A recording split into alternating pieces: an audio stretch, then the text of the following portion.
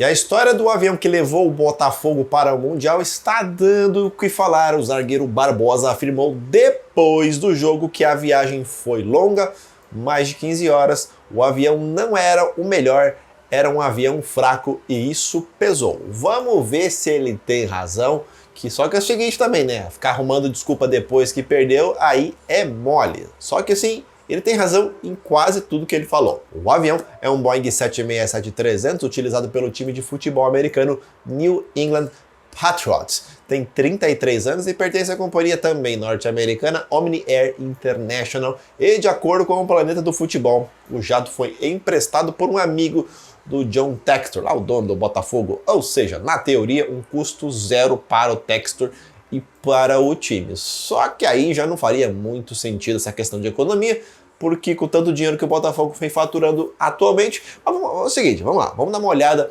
internamente nesse avião.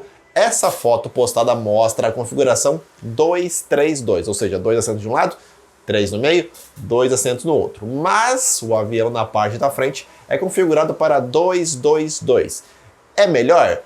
Sim, muito melhor? Definitivamente não. Eu até quero fazer uma correção, que eu postei que o avião era VIP e não era, porque estava lá no Planet Spotter que a configuração era VIP, mas não é. Sabe por quê? Porque na configuração de linha aérea, muito comum também o 767, que hoje é pouquíssimo utilizado, configuração 232, como nessa foto que você está vendo em um avião da Condor. Ou seja, é a mesma coisa do que avião de passageiros. Eu não estou falando de espaço para as pernas, mas eu estou falando de largura de poltrona. E muita gente vem falando também que os atletas do futebol americano são grandes. Sim, eles realmente são muito grandes. Mas na configuração 232 tem o mesmo tamanho que você vai utilizar caso consiga ainda voar em um Boeing 767. Ou seja, nesse ponto o Barbosa tem toda a razão. Ele é estreito. Ele tem um pouquinho mais de espaço ali para as pernas?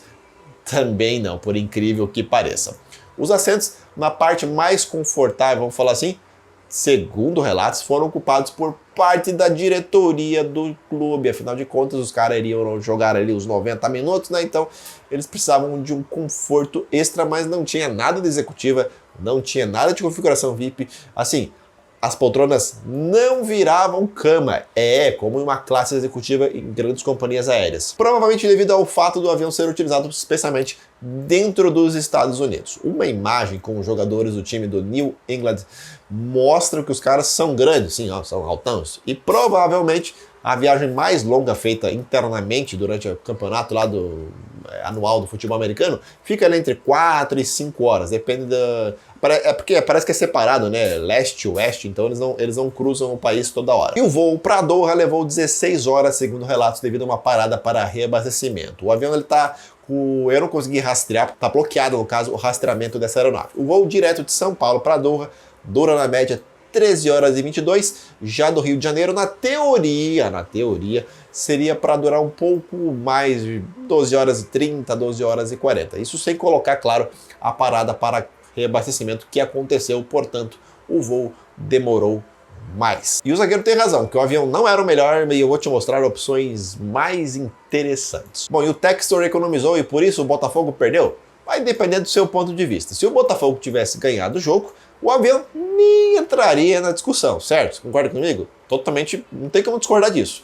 O mercado de aviação tem melhores opções com toda a certeza do mundo. Eu vou te mostrar apenas duas delas. A Highfly de Portugal, por exemplo, opera alguns A340 com assentos executivos suficiente para acomodar todos os guerreiros. Ou vai me falar que no elenco tem 250 jogadores? Não tem, então daria para acomodar os principais jogadores, os grandes jogadores, os titulares pelo menos, vamos falar assim, ali na parte da classe executiva. E olhando para os assentos em si, é bem confortável, vira cama e provavelmente daria para dormir. Descansar eu não diria. Esse A340 tem 12 assentos em primeira classe, 42 na executiva e 213 na classe econômica, mas claro que a diretoria não iria de econômica, né? Lembre-se que eles iriam entrar em campo e jogar os 90 minutos com tudo que eles tinham direito, mas assim, o time não conseguiu. Uma opção meio óbvia seria o 777-200 da Qatar. Dá uma olhada nesses assentos executivos que viram cama.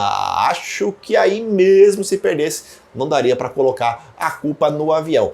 espaço de sobras para as pernas dos nossos guerreiros brasileiros e argentinos e todas as nacionalidades que foram lá. Alguns Boeing 777 da Qatar são configurados com 42 assentos na executiva e 217 na econômica, ou seja, 42 assentos que viram cama. Dá para acomodar todo o time que joga, né, diretoria? Sabe o que é o mais triste dessa história? O time do Pachuca, que viajou para o Qatar, no caso, no dia 6 de dezembro, na classe executiva da Qatar Airways, com escala nos Estados Unidos. Parece que eles foram do Aeroméxico até Dallas e de Dallas pegaram um voo da Qatar na executiva. Tudo bem, eles tinham mais tempo para poder viajar, mas eles foram de executiva, John Textor, eles foram de executiva. Bom, claro que seria preciso um tempo para poder reservar um avião, né, fretar um avião tempo antes, e o Botafogo não tinha certeza se iria ganhar o título da Libertadores ou não. A gente não sabe como é que foi essa locação do Textor, se foi só uma parceria, se ele não pagou nada, se era a única opção, se ele pesquisou outros, a gente não sabe disso.